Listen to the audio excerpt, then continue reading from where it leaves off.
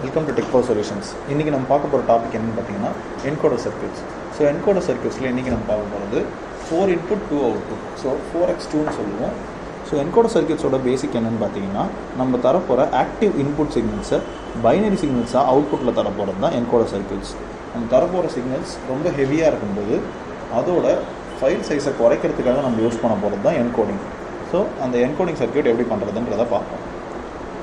First இதோட ஸ்ட்ரக்சரை பார்த்துடலாம். ஸோ எனக்கு ஃபஸ்ட்டு 4 வேல்யூஸ் இருக்குது, y0, y1, y2, y3.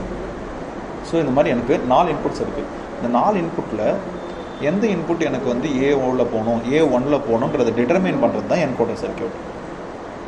So இதை நம்ம எப்படி டிட்டர்மைன் பண்ணணும்னு பார்த்தீங்கன்னா, நம்ம ஆல்ரெடி மல்டிப்ளெக்சர் பார்த்துருப்போம்ல, 2s is to 1, அந்த மாதிரி multiple inputs and 1 output. So அந்த 2s is based on select லைன்ஸ்னு சொல்லியிருக்கோம். ஸோ இங்கே எப்படின்னு பார்த்தீங்கன்னா, நான் இங்கே 4 வச்சுருக்கேன். ஸோ 4ன்றது என்னது, 2ஓட பவர் 2. ஸோ அந்த 2 தான் எனக்கு பக்கத்தில் வரப்போகுது. So 2x is to x. இவ்வளோ தான் என்கோடர் சர்க்யூட்டோட ஃபார்முலா. ஸோ இங்கே நான் டெஸ்ட் பெஞ்சுக்கு வந்து டெஸ்ட் பெஞ்சு ஒன்று, அடுத்து சிமுலேஷனுக்காக டிசைன் ஃபைல் ஒன்று. ஸோ 2 போட்டிருக்கேன்.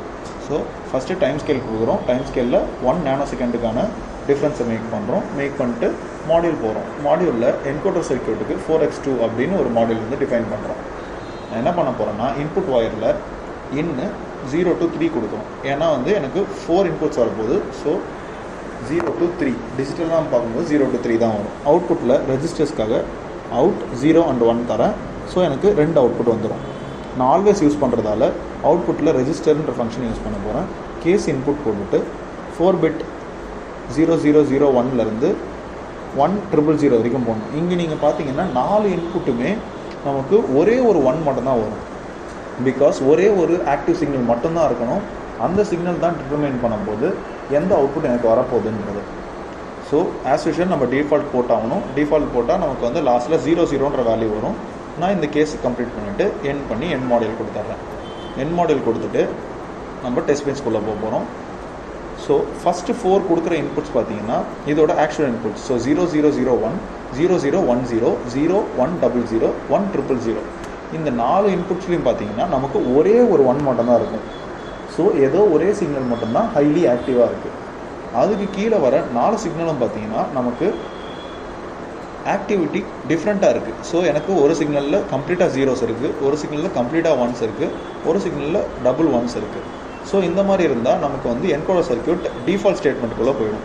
ஸோ இது வந்து எப்படி நமக்கு ஃப்ளோ நேவிகேட்டரில் ரிஃப்ளெக்ட் ஆகுதுன்னு பார்ப்போம். ஸோ ஃப்ளோ நேவிகேட்டர் ஓப்பன் பண்ணிவிட்டு ரன் சிமுலேஷன் கொடுங்க. அதில் ரன் பிஹேவியரல் சிமுலேஷன் ஓப்பன் பண்ணிவிட்டு நம்மளோட வேவ் ஃபார்ம்ஸை செக் பண்ணுறோம். ஸோ நான் சொன்ன மாதிரியே அவுட்டில் பார்த்தீங்கன்னா ஃபஸ்ட்டு 4க்கு மட்டும்தான் நமக்கு அவுட்புட் வந்திருக்கு. 00, 01, 10 and 11. அடுத்து வர 4 இன்புட்டும் பார்த்தீங்கன்னா நமக்கான அவுட்புட்டை தரல. ஸோ அது என்னென்னா, அது வந்து ஆக்டிவிட்டி கம்மியாக இருக்குது, இல்லை ஆக்டிவிட்டி ரொம்ப அதிகமாக இருக்குது அப்படின்ற ஒரு கேஸ் வரும்போது எனக்கு டிஃபால்ட் ஸ்டேட்மெண்ட் ஓப்பன் ஆகி 2 bit 0 வந்துடுது.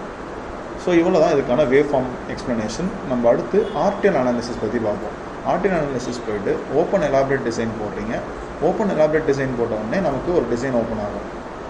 ஸோ எனக்கு இந்த இடத்துல இன்புட் வந்துடுது. 0 to 3 கொடுத்துருக்கோம். ஸோ அப்போ எனக்கு 4 இன்புட்ஸு. ஸோ 0 to 1 அவுட் இருக்குது, அது 2 bit. அவ்வளோதான் இதோட டிசைன் வெரிஃபிகேஷன். So thank you.